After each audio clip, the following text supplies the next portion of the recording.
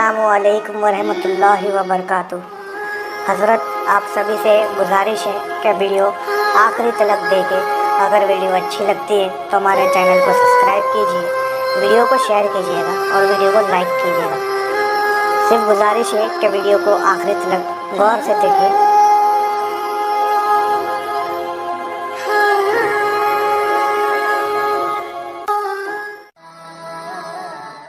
अल्लाह ताला ने अपने प्यारे रसूल सल्लल्लाहु अलैहि वसल्लम के ज़रिए क़यामत की कुछ ऐसी निशानियों का जिक्र फरमाया है जिनका ज़ुहूर क़यामत से पहले होगा। क़यामत की इन निशानियों में से एक बड़ी निशानी दज्जाल का ज़ुहूर है और दज्जाल के फितने को दुनिया का सबसे बड़ा फितना कहा गया है। फरमाया कि इससे बड़ा फितना न तो कभी आया और न आएगा। दज्जाल ईमान वालों के लिए एक बड़ा इम्तिहान होगा। आज की वीडियो में हम आपको ये बताएंगे कि दज्जाल के फितने का शिकार ज़्यादातर औरतें होंगी। दज्जाल औरतों को अपने फितने में कैसे इस्तेमाल करेगा, इस हवाले से मुकम्मल तफसील जानने के लिए वीडियो को आखिर तक लाजमी देखिएगा। दोस्तों, हम आपको आज के टॉपिक के हवाले से तफसील भी बताएंगे, लेकिन इससे पहले आपसे दरख्वास्त है कि अगर आप हमारे चैनल इस्लाम एडवाइज़र की वीडियो पहली बार देख रहे हैं और अभी तक आपने हमारा चैनल सब्सक्राइब नहीं किया तो अभी हमारा चैनल सब्सक्राइब करें और साथ ही लगे बेल के बटन को भी प्रेस करें ताकि आपको मुस्तकबिल में हमारी अपलोड होने वाली मज़ीद वीडियोस का नोटिफिकेशन मिलता रहे। और हमारी तमाम बहनों और भाइयों से गुजारिश है कि दुरूद पाक की बरकत से होने वाली दुआ में शामिल होने के लिए अपना नाम कमेंट सेक्शन में ज़रूर लिखें और हमारी दुरूद पाक की महफिल का हिस्सा बनें। दोस्तों, आपको अहादीस नबविया सल्लल्लाहु अलैहि वसल्लम की रोशनी में दज्जाल के बारे में बताते हैं।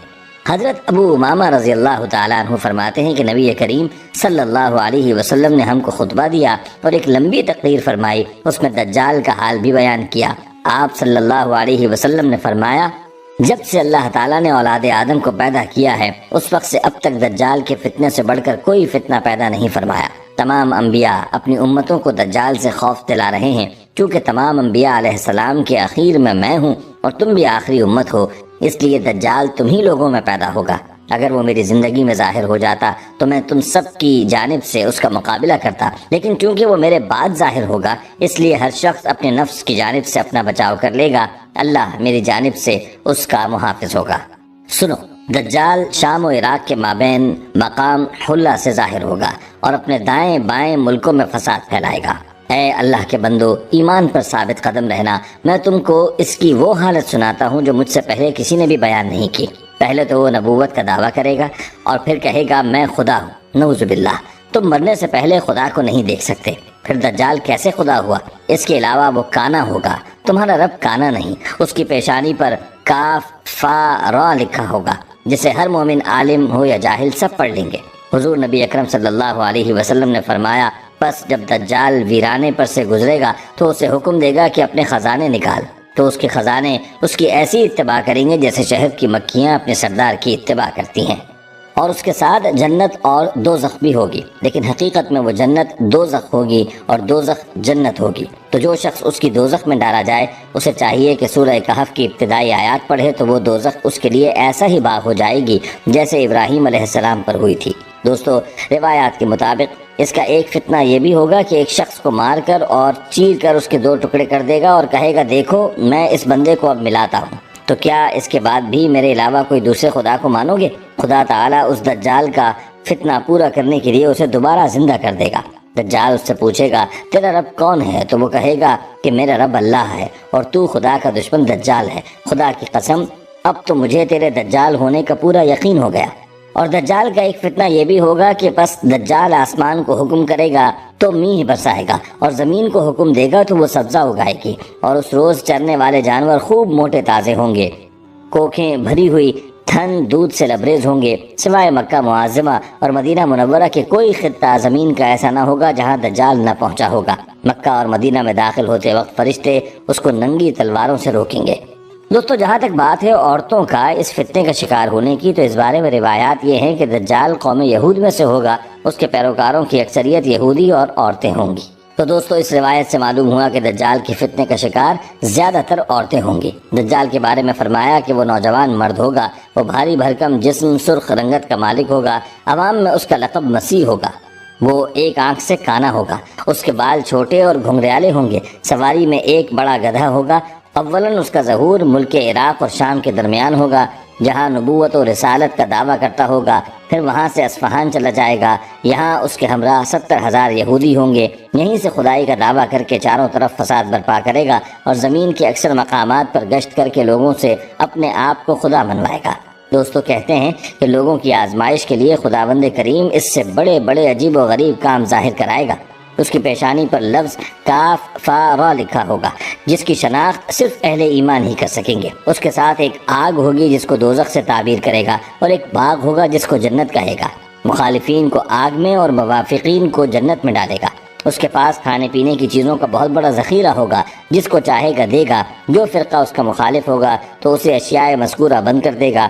اسی قسم کی بہت سی ایذائیں مسلمانوں کو پہنچائے گا، مگر خدا کے فضل سے اللہ کا ذکر اور تسبیح و تقدیس مسلمانوں کو کھانے پینے کا کام دے گی۔ روایات کے مطابق اس کے ظاہر ہونے سے 2 سال پہلے قحط رہ چکا ہوگا، اور تیسرے سال دوران قحط ہی اس کا ظہور ہوگا۔ زمین کے مدفون خزانے اس کے حکم سے اس کے ہمراہ ہو جائیں گے۔ بعض آدمیوں سے کہے گا میں تمہارے ماں باپ کو زندہ کر سکتا ہوں، اس لیے تم کو چاہیے کہ میری یہ قدرت دیکھ کر میری خدائی کا یقین کر لو، اور اسی حالت میں بہت سے ممالک پر اس کا گزر ہوگا، یہاں تک کہ وہ جب سرحد یمن میں پہنچے گا اور بہت سے بددین لوگ اس کے ساتھ ہو جائیں گے تو وہاں سے واپس ہو کر مکہ مکرمہ کے قریب مقیم ہو جائے گا، مگر محافظ فرشتوں کی وجہ سے مکہ شریف میں داخل نہ ہو سکے گا، اور پھر مدینہ منورہ کا رخ کرے گا۔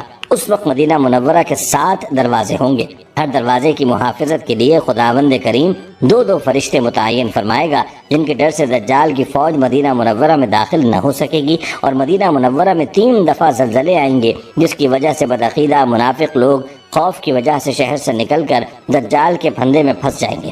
مدینہ منورہ سے دجال ملک شام کی طرف روانہ ہو جائے گا، اور اس کے وہاں جانے سے پہلے حضرت امام مہدی علیہ السلام دمشق آ چکے ہوں گے، اور دجال کے ساتھ جنگ کرنے کی تیاری کے لیے ترتیب فوج اور جنگی سامان تقسیم کریں گے۔ ایک دن لوگ نماز کی تیاری میں ہوں گے کہ حضرت عیسیٰ علیہ السلام 2 فرشتوں کے کندھوں پر تکیہ کیے آسمان سے دمشق کی جامع مسجد کے مشرقی مینار پر جلوہ افروز ہوں گے اور حضرت امام مہدی سے ملاقات فرمائیں گے۔ امام مہدی نہایت انکساری اور خوشخلقی کے ساتھ آپ سے پیش آئیں گے اور فرمائیں گے یا نبی امامت کیجیے۔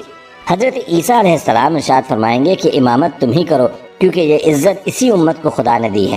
بس حضرت امام مہدی نماز پڑھائیں گے اور حضرت عیسیٰ علیہ السلام آپ کے پیچھے نماز پڑھیں گے۔ نماز سے فارغ ہو کر حضرت امام مہدی علیہ السلام پھر حضرت عیسیٰ علیہ السلام سے کہیں گے کہ یا نبی اللہ، اب لشکر کا انتظام آپ کے سپرد ہے، جس طرح آپ چاہیں انجام دیں۔ وہ فرمائیں گے کہ یہ کام بھی آپ ہی انجام دیں، میں تو صرف دجال کو قتل کرنے کے لیے آیا ہوں، جس کا مارا جانا میرے ہی ہاتھ سے مقدر ہے۔ آخر کار حضرت عیسیٰ علیہ السلام دجال پر اور اسلامی فوج دجال کے لشکر پر حملہ آور ہوگی اور خوب گھمسان کی جنگ ہوگی۔ اس وقت دم عیسوی میں یہ خاصیت ہوگی کہ جہاں تک آپ کی نظر جائے گی وہاں تک ہی دم عیسوی مار کرے گی، اور جس کافر تک آپ کا سانس پہنچے گا تو وہ وہیں نیست و نابود ہو جایا کرے گا۔ دجال آپ کے مقابلے سے بھاگے گا، آپ اس کا تعاقب کریں گے اور مقام لد میں جائیں گے اور نیزے سے اس کا کام تمام کر کے لوگوں پر اس کی ہلاکت کا اظہار کریں گے۔ کہتے ہیں کہ اگر حضرت عیسیٰ علیہ السلام اس کو قتل نہ بھی کرتے تو بھی وہ آپ کی سانس سے اس طرح پگھل جاتا جیسے نمک